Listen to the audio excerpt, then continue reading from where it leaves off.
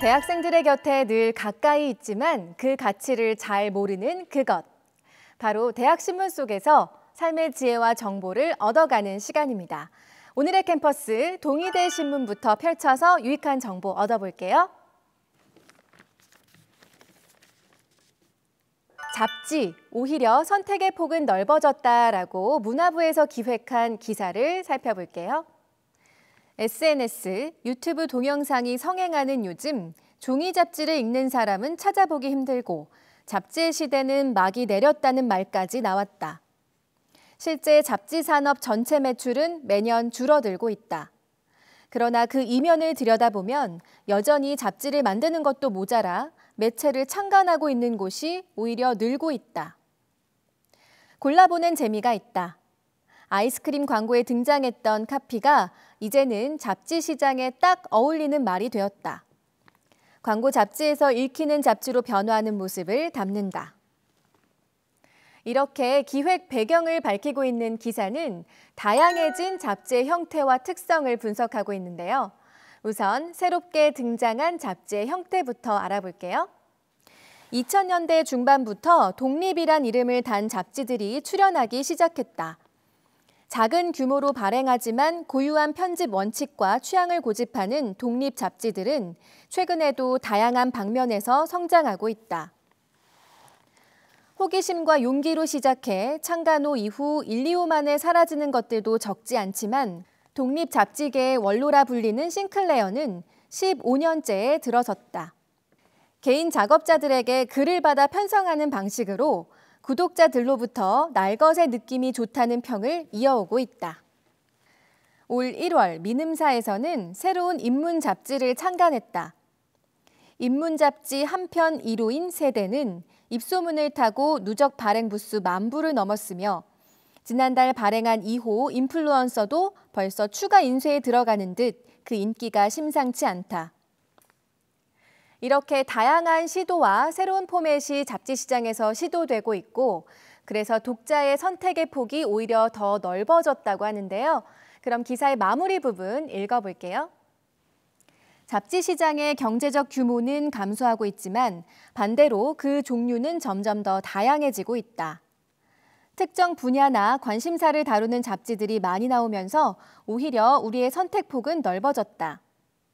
다시 잡지의 시대가 왔다고는 말할 수 없지만 내 취향을 저격할 잡지를 고르기는 더욱 좋아졌다. 빠르게 지나가는 온라인 콘텐츠 대신 마음에 쏙 드는 잡지 한 권과 여유 시간을 보내기를 추천한다. 자, 이제는 충북대 신문으로 이동해 볼게요.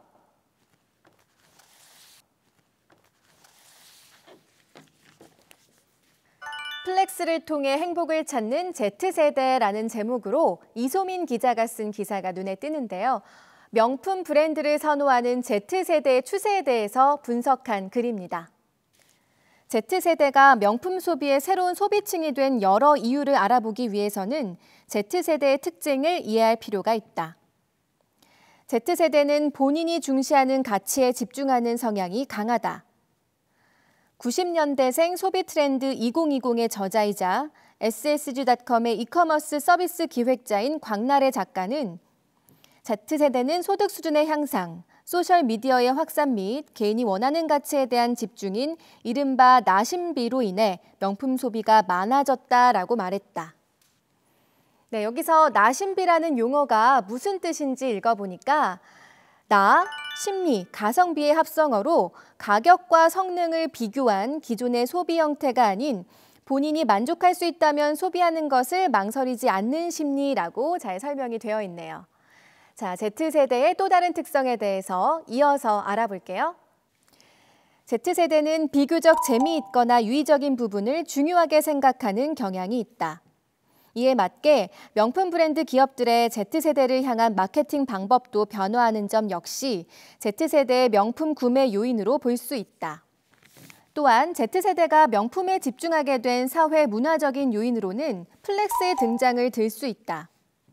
지난 2018년 국내 힙합 음악 장르에서 주로 사용된 단어 플렉스는 어느새 유행돼 Z세대에게 하나의 문화로 자리 잡았다.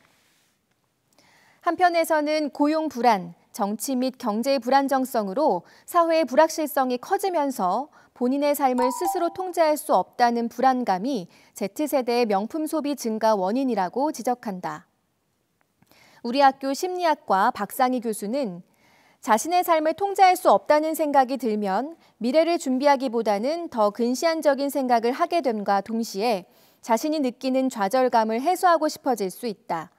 이럴 경우 명품과 같은 사치품을 소비하고 과시하는 행위를 통해 통제감과 만족감을 일시적으로 느낄 수 있다. 이러한 현상은 앞으로 더 심화할 수 있으므로 사치품 구매도 점점 늘어나지 않을까 생각한다. 사치품 소비 자체가 사회적인 규범이 되면 무리해서 뒤처지지 않기 위해 사치품을 구매하는 현상도 나타날 수 있을 것이다 라고 설명했다. 네, 실제로 아래에 있는 도표를 보니까 명품 매출의 증가율이 20대에서 가장 높은 것으로 나타났는데요. 이런 현상에 대해서 여러분은 어떤 시각을 갖고 계신가요? 여러 다양한 시각들이 기사에 소개가 돼 있는데 그 부분을 참고해 보도록 하겠습니다. Z세대의 명품 소비를 자기 만족과 자연스러운 현상의 일종으로 생각하며 긍정적으로 바라보는 사람들도 있지만 한편으로 걱정의 시선을 보내는 사람들도 있다. 사치품에 대한 관심이 늘어나면서 상대적으로 자기 개발에 힘쓰는 시간이 줄어들 것을 우려하는 것이다. 박상희 교수는 소비는 물질주의를 강화한다.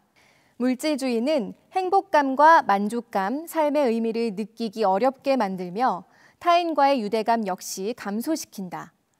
본인의 재정적인 여유 내에서 개인적인 만족을 위한 소비는 존중해야 하지만 불안감이나 좌절감 해소의 목적이거나 과시욕으로 인한 명품 소비가 늘어난다면 이는 사회가 건강하지 못하다는 지표라고 생각한다라고 말했다. 본인의 경제적 상황에 맞지 않는 과한 소비는 확실히 본인 스스로에게도 사회적으로도 문제가 될 것이다. 하지만 라이프 사이클이 무너지지 않는 선에서 명품 소비를 위한 경제적 활동을 하고 그렇게 번 돈으로 명품을 소비함으로써 본인의 개성을 찾고 만족감을 얻는 행위는 오히려 Z세대에게 긍정적으로 작용할 수도 있다고 생각한다. 명품 소비뿐만 아니라 전반적으로 무엇이 올바른 소비인지 Z세대 스스로가 고민해보는 시간이 필요한 시점이다. 네, 다음으로 다음 기사 만나보도록 할게요.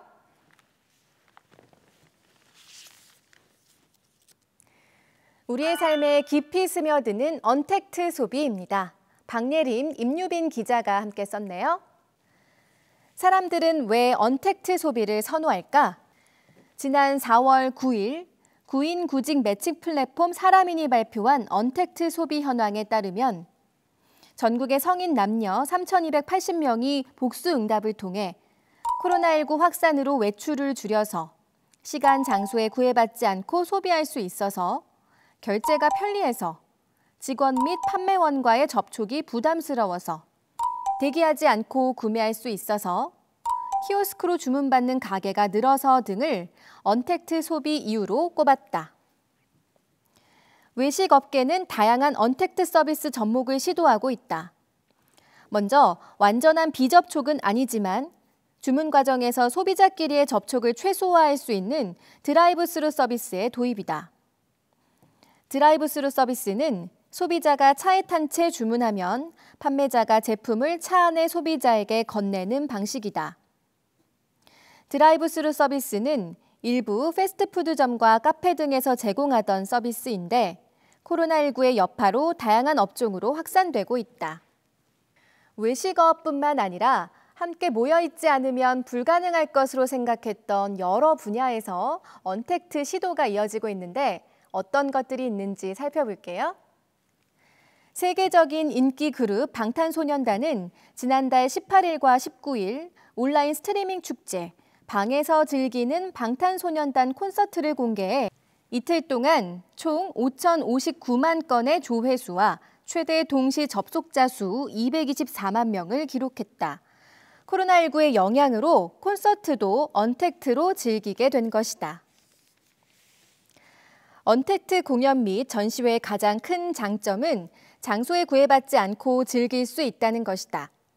하지만 현장 공연과 전시회에만 느낄 수 있는 열광이나 공감 등을 충족시킬 수 없다는 한계도 있다. 이런 한계에도 불구하고 어쩔 수 없이 언택트 시장은 갈수록 더 늘어날 수밖에 없을 텐데요. 그런데 이런 현상에서 발생하는 부작용을 우려하는 목소리도 있다고 합니다. 들어볼게요. 우리 학교 심리학과 유성은 교수는 언택트 소비는 정보 불균형에 의한 소외 현상을 일으킬 수 있다. 빠르게 변화하는 기술 발전에 따라가지 못하는 고령층이나 일부 취약계층들은 기술의 부재 또는 정보의 부재로 인해 이러한 트렌드에서 소외되는 경험을 할 수 있다. 이러한 소외가 사회 불평등을 야기해 개인의 부정 정서 증가로 이어질 수 있다라고 전했다. 또 언택트 시장의 팽창이 큐코노미 현상으로 이어질 수 있다는 주장도 있다. 큐코노미란 격리와 경제의 합성어로 소비자들이 사람 간의 대면이나 함께하기를 꺼리는 불안 심리가 증폭돼 소비가 위축되고 경제가 어려워지는 격리 경제 현상을 일컫는다. 언택트 소비는 바쁜 현대인의 시간 절약을 위해 시작됐다. 이후 언택트 소비는 꾸준한 증가 추세를 보이다 코로나19 사태 이후 감염 예방과 즐거움을 동시에 추구하는 소비 문화로 변화했고 그 영역도 크게 확장됐다.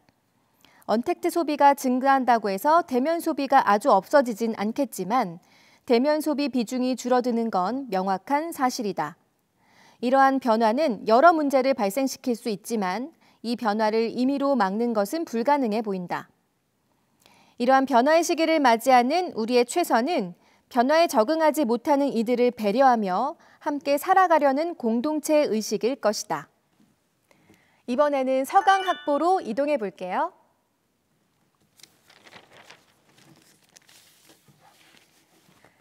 최민진 기자가 회색지대에 놓인 플랫폼 노동자라는 제목으로 그야말로 회색지대에 놓인 노동자들에 대한 기사를 싣고 있네요. 특수고용직 노동이란 노동 제공자가 특정 조직에 고용돼 임금을 받는 형식이 아닌 개인 스스로가 하나의 사업자로 인식되는 고용의 형식을 생략한 노동 양식이다. 대표적으로 학습지 교사, 골프장 캐디, 보험 설계사 등이 특수고용직 노동자에 속한다. 최근에는 디지털 특수고용직 노동이라고도 불리는 플랫폼 노동이 주목받고 있다. 한국고용정보원은 플랫폼 노동을 디지털 플랫폼의 중개를 통해 일자리를 구하며 단속적 일거리 한 건당 일정한 보수를 받으며 고용계약을 체결하지 않고 일하면서 근로소득을 획득하는 근로 형태로 정의하고 있다. 즉, 노동이 수행되지만 노동자를 고용한 주체가 없는 비고용식 노동이 디지털 시대의 새로운 노동 형태로 등장한 것이다. 이러한 플랫폼 노동자의 수는 갈수록 점점 늘어나고 있다고 하는데요.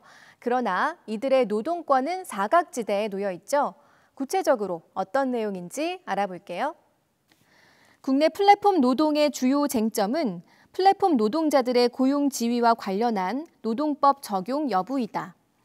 이들은 근로기준법과 노조법상 근로자와 자영업자 사이의 중간지대로 분류돼 사회보험을 비롯한 기존법 제도의 보호를 받지 못한다.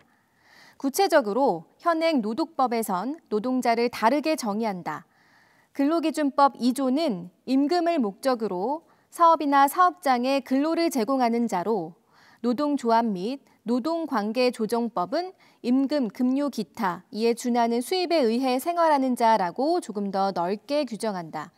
따라서 임금에 준하는 금전적 대가를 받으면 노조법상 근로자로 노동 3권을 보장받을 가능성이 있다. 네, 그렇다면 이분들을 위한 대책은 어떻게 마련해야 하고 또 어떤 노력들이 있는지 더 알아볼게요. 노동계에서는 노동권 보장을 위한 제도적 장치를 마련할 것을 강조한다. 라이더들도 노동법을 통해 4대 보험, 퇴직금, 공정한 임금과 차별 금지 등의 권리를 보호받아야 한다는 입장이다. 그러나 플랫폼 노동은 종류에 따라 노동 통제의 방식이나 기업과 노동자 간 종속성이 다르다. 최근 코로나19 사태 이후 사회제도의 사각지대에 놓인 노동자를 포괄하는 단계적 전 국민 고용보험 확대 논의도 이뤄지고 있다. 이와 관련해 중앙대 이승윤 사회복지학부 부교수는 사회 안전망 재설계 측면에서 긍정적인 시도라고 본다면서도 고용보험의 급여 수준과 포괄성은 높여나가되 현재 플랫폼 노동의 경우 실직 여부가 점점 더 모호해지고 있기에 부분 실업 개념을 고려해야 한다고 조언했다. 4차 산업혁명 시대, 새로운 노동 형태의 등장으로 노동시장은 빠른 속도로 변하고 있다. 변화에 발맞춰 안전한 노동 환경 보장을 위한 사회 전반의 활발한 논의가 필요해 보인다. 노동 문제까지 살펴본 오늘의 캠퍼스, 오늘 준비한 소식은 여기까지고요. 다음 코너로 이동해서 또 다른 기사들 만나볼게요.